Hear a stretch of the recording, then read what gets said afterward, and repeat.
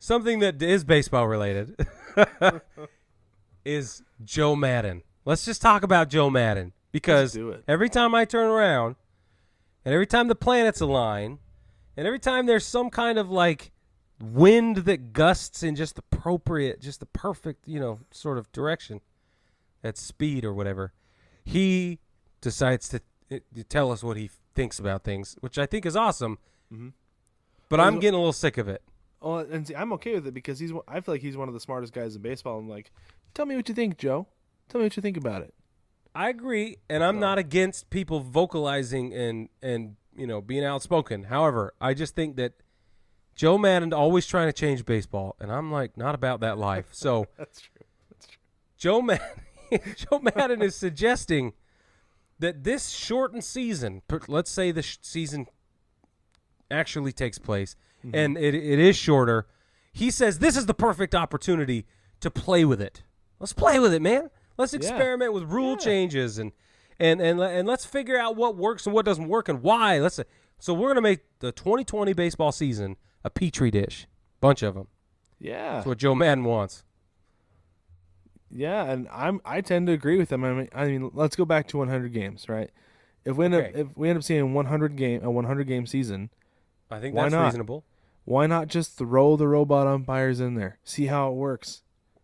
I mean, I feel like any team who wins the World Series this year, it's gonna kind of be like, well, yeah, but that was the coronavirus shortened season. True. Right? Just like if there's a strike shortened season. Well, it was a strike shortened season. They didn't have to go through the whole grind of it. Because you can shorten the season to 100 games, it's anybody's. It's up for grabs. Oh, right? Yeah, dude. Because most teams can play 100 good games. Well, not 100, but you've only really got to win 65 games to get there. Yeah. Tops. That's right. And if you can pull off 80, we might as well give you the crown. Exactly right. So throw the robot umpires in there. What else? Let's play with the playoff structure. I mean, because if you were to shorten how long the playoffs go, you can actually play a little bit deeper into October, right? Mm-hmm. So maybe make it a 12-team double eliminate. If I could talk, it'd be a whole lot easier to do this. Listen, Brad, it's such a bad idea. You can't even verbalize it. It probably is a bad idea, but I was going to say a 12-team round-robin double elimination tournament. Not unless they reseed as they go. But well, you have to with the round-robin, I feel like. Yeah, that's true. You'd have to. Or just take the round-robin out. Just how about a double elimination tournament? 12 teams. 6 from the AL, 6 from the NL. You got 2 teams of the bye. Just double elimination. It'd be like playing high school or summer ball all over again. Oh yeah, I just don't like it. I mean, you don't have to do it for a year. No, because if it goes well under completely irrelevant circumstances that hopefully we never see again, people are going to be like, "Yeah, but it worked." We'll be like, "Yeah, but your control was flawed. Your experiment is fundamentally flawed." And I think that Major League Baseball could just say, this is a one-time deal because of the circumstances. We're just going to do it this way. Just A, to shorten the playoffs, and B, because we want to see what a tweaked playoff system looks like. I'm not saying they won't do it. I'm saying I don't think they should do it. Oh, and that's why I was saying they should or they could, because they can have that little caveat there, right? But they're going to caveat everything this season anyway if it actually happens. Everything's going to have an asterisk next to it. Yes. For sure. Yeah. Right. Yeah, when we go back and watch the 30 for 30 in 5 to 10 years, like, right. Oh, yeah, it was the shortened MLB season. That's right. 2035. Yeah, totally. Yeah. I got to touch my face again. Yeah, you're right. Adjusted my glasses. Yeah. Right. At the exact same time. Oh, man. Oh, it's so bad. I'm going to sit on these hands. I'm going to try that. See if that's a good idea. I'll do it too. I feel like a 12-year-old. There we go. All right. Sit on your hands. I don't know how it's going to last, though. I talk with my hands too much. But we'll see. Me too. Now I look awkward. But okay, so now, Brig, if they were to mess with any of the proposed rules, which one would you prefer to see? I'd be okay with the 3 batter minimum for pitchers. Okay. Which they were going to do anyway, but I mean, like, Right. I'd do that one. I'd be okay with, I mean, the glove thing I suggested earlier. Mm-hmm. Minimum 3 adjustments. I don't know. And let's go in the opposite direction of that. How about we would toy with making guys keep 1 foot in the box? No, I think that should be a step rule out anyway. of the box. It should be. I But the think reason so. Major League Baseball won't do it is because they're all creatures of habit. Oh, So yeah, make them all keep 1 foot in the box. You have to do it for 1 season. Just do it. You have to do it for 100 games. Just deal with it. There you no go. more walking around, kicking your shoes around, whatever. Yeah. If the ball reaches the catcher's glove, you have to keep your foot in the box. Foul ball, go around, do whatever you need to do. Right. But yeah, no. I If like the ball that. reaches the catcher's glove, keep 1 foot in the box. I think that's something they could toy with. That's a And pretty not good even toy idea, with it, Brad. just run it and say this could be coming because you take too long. That's a pretty good idea. So there's that one. I think I would I'd like to see the warm-up reduced. Yes. You know what I mean? Yes. Like cut that out. You got to give a guy a couple, sure, but you don't need He doesn't 40 need minutes. 8. Yeah, he doesn't need 8 pitches on that mound. He doesn't need Guys got 5 pitches, throw 5 pitches. Guys got 3 4. pitches, throw 2 fastballs and 2 really good curveballs and a changeup. changeup. Yeah, exactly. No, I say you don't- limit it to 4. Cut it right in half. You get 4. You choose which ones you want to work on. There you go. Everybody there you gets go. 4. Speed this thing right along. And if by that third pitch, if by the third pitch the batter is not in the on deck circle, ready to walk up to the plate, then we got a problem, right? The umpire needs not to be even out in the there. on deck circle. Have him in the dirt circle. There Wait you to go. Step into the box. Yeah, the umpire need to be like, get up here, go now. Yeah. Yeah, get it moving. I agree with you. Yeah, for sure. So I like that. That we'd have to listen to Joe Buck less too. That'd be cool. Why does everybody hate Joe Buck? I don't know actually. Let's take a minute and talk about that. Because I was telling my wife about this the other day. She said, why does everybody hate Joe Buck? And here's what I told her. I said, I don't know. It's just one of those things you do. It's just fun.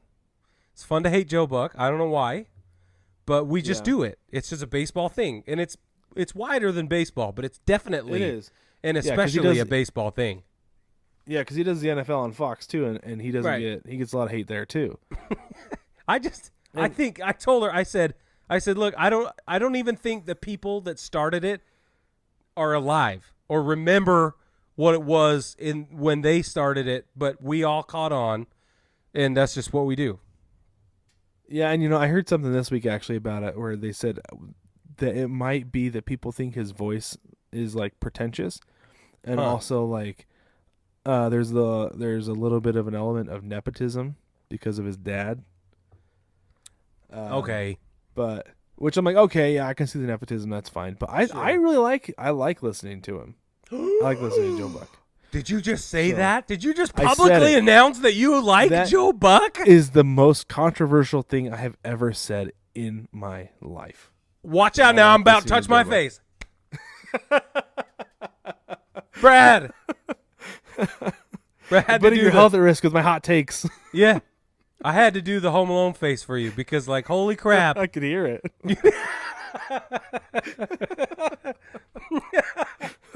You seriously.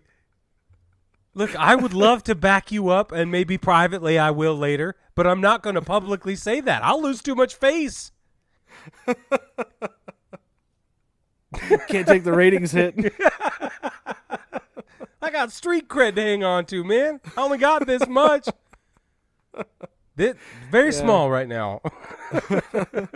But yeah, no, I think he does a good job because okay, and this is like the one thing, okay? He understands when to let a moment breathe, okay? Yeah, that's true. I think not everybody does that. The great ones do, but not all of them do it. He does a good job with it. Whoa. I have no problem with his voice. I have no problem with any of that. I do think the memes are hilarious, though. They're hilarious. Like, so funny. It's true. But, yeah. No, Dude. I don't get it. That was amazing. That just happened. Did just The whole world knows now. Yeah, that's right. The whole world knows. I have no problem with Joe Buck. So my baseball family, we will catch you next week, where it will be me by myself. The fallout, I'm assuming, will be enormous, and Brad's going to need to take a week off. No, just Very well kidding. could. No, I think. Anyway, back to the rule thing. Okay, I think we're going to see they're going to mess with some stuff. Mm-hmm. But do you think they'll change? Do you think they'll break away from what they've already said they're going to implement and do more? Are they going to take more latitude this year than they've already announced? Well, so I think it is an opportunity to take. So, like, they have the rules they implemented, right? Yeah.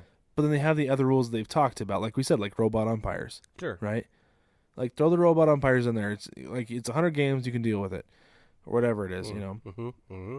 I feel like it's an opportunity to take some of the rules that they've kind of kicked around a little bit, maybe some of the stuff they've done in the Atlantic League. Right. Take some of that in, you know, because you can just say it's just for a year. We're just testing it because this is kind of a throwaway year anyway. Mm-hmm. So why not? You know, we can just take that stuff and it doesn't have to stay. It doesn't, and technically nothing has to stay. Yeah, like if they do that 3-batter minimum this year, they're going to be doing the 3-batter minimum this year. And if everybody decides they hate it, they can be like, okay, yeah, that didn't work. Let's get rid of it. Yeah. I mean, the NBA changed its ball, Right. the whole ball. They changed it and it lasted like half a season. Was Yeah. all. They went back. So you can always change and revoke rules if you want to. Like, you don't have to stick with stuff just because it's there. I don't think Rob Manfred thinks that way, though. I agree with you, unfortunately, that he feels like if something's there, it has to be there to stay, and I don't know. That's wrong. Because that's like broken. robot umpires, they can test it for 100 years like it seems like they're going to, and then get it, because from what it seems like, what his thing is, robot umpires are going to be here to stay once they get here. Just throw it in there for a season. If it doesn't work, if you don't like it, if it ends up causing more problems, you just get rid of it. Yeah. It's not that big of a deal. Make a decision, man. Yeah. I know I say that all the time with him, but man alive. Right. Grow a spine, dude. For reals. Mr. Jellyfish. Or just get Joe Torre to make all your decisions for you. Or better yet, why don't we just dismiss him and everybody he brought on to help him make these terrible decisions? Sorry, Joe Torre. And because I love Joe. But I got to be honest. I think in a vacuum he would do a good job too. Yeah, but with all of the, and by that I mean without any Manfred's influence. Yeah. And that's what I'm saying. Like, with all the stuff that's gone on, and because Manfred is as spineless as he is, I gotta wonder if Joe Torre how much is he involved in these decisions? I wonder if he's just biding his time. Maybe he's just kind of like, you know what? I'm going to play the game. I'm going to shake hands and kiss babies with these owners. And by the time Manfred gets fired or decides to retire because he can't handle this, I'm going to be the next guy in line, and it's going to look really good, and I'll get the job. Mm-hmm. He will. You know, that maybe he's just kind of being the good soldier for now, and then when the time comes, he can say, listen, this is how it's going to be. This is what you're going to do. And I'm going to do it my way because I want to. Because I'm Joe freaking Torre. Yeah. Well, I hope he does. But me too. What I actually hope for is that Bob Costas becomes the next commissioner of baseball. I keep saying it because I believe that is the right decision. Well, do you know he's been asked about it recently? Did you know that? No. Seriously? Yeah.